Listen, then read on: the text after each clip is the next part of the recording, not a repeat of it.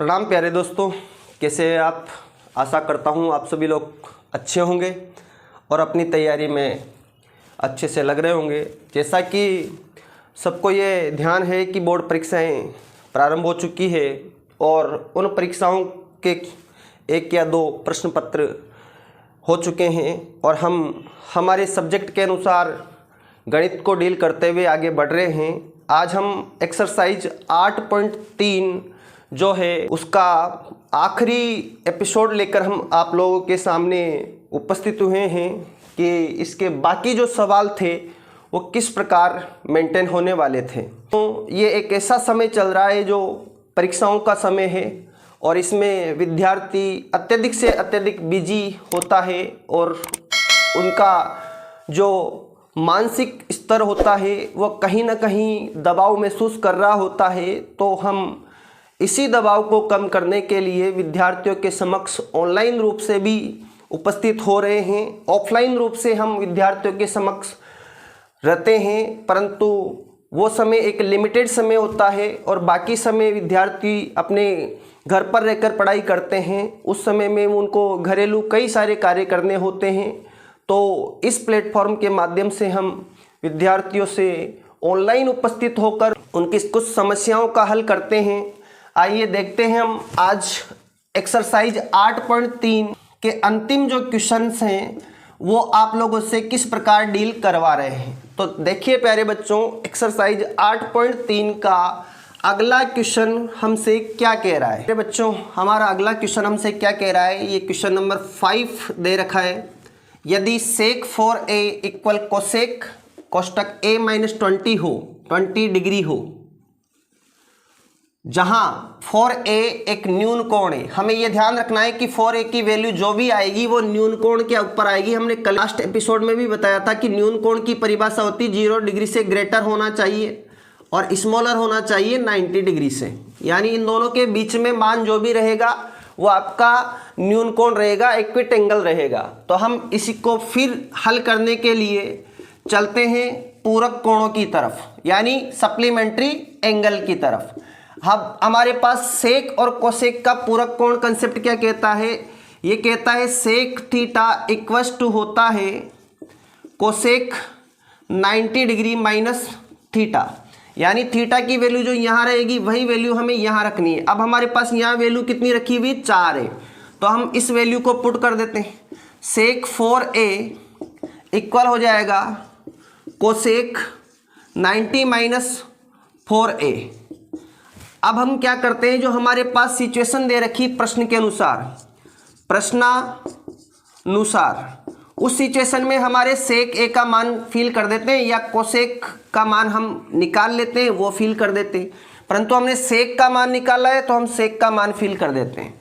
तो हमारे पास सेक 4a का मान कितना है, कोसेक 90 माइनस 4 है, तो हम यहाँ रख देते हैं प्रश्नानुसार सेक 4a equal cosec 90 minus 4a रखने पर हम ये वैल्यू यहाँ पुट कर देते हैं।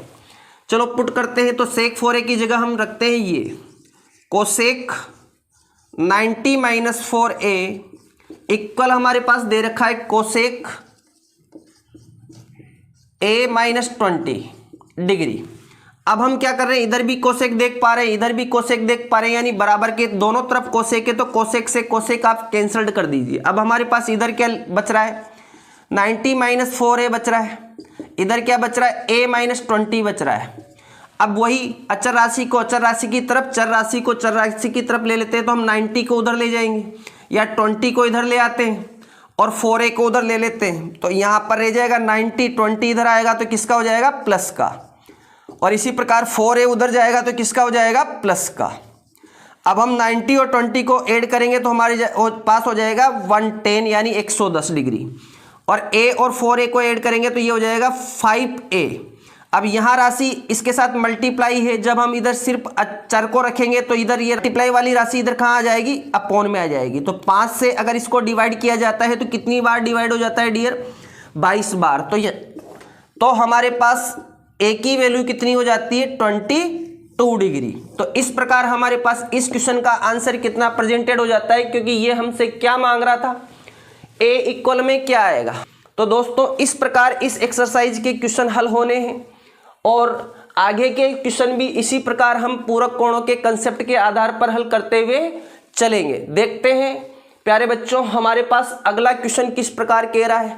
चाहे तो आप इस क्वेश्चन को दोबारा पॉज करके देख सकते हैं या इस क्वेश्चन का स्क्रीनशॉट ले सकते हैं कि किस प्रकार इस क्वेश्चन को हमने हल किया है।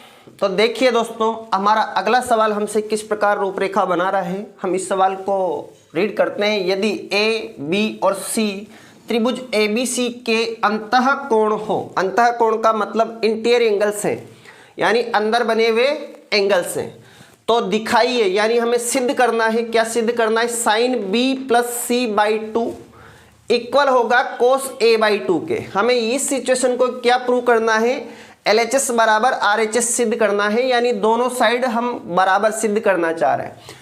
फिर हम इसका हल जब लेने पहुंचेंगे तो यहां हमें करना होगा कॉन्सेप्ट पूरक कोण का। पूरक कोण, पूरक कोण साइन का कोस के साथ चलता है। ये क्या कहता है, ये कहता है साइन थीटा इक्वल होता है कोस 90 माइनस थीटा के, यानी 90 डिग्री में से थीटा घटा दे तो हमारे पास साइन कोस थीटा की वैल्यू आ जाएगी। और यहाँ थीटा है तो यहाँ भी आपका क्या लिखना है, थीटा लिखना है। अब हम जानते हैं त्रिभुज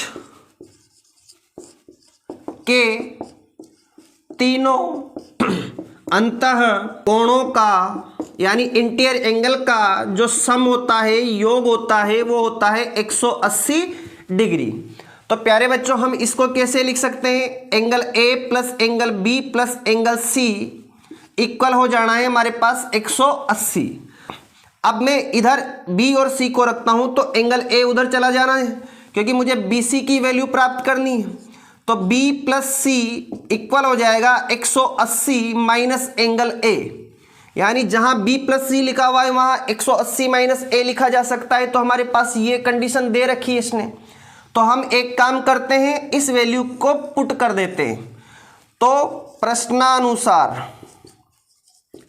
प्रश्नानुसार हमें क्या दे रखा है, sine B plus C/2 equal दे रखा है कोस A/2 के।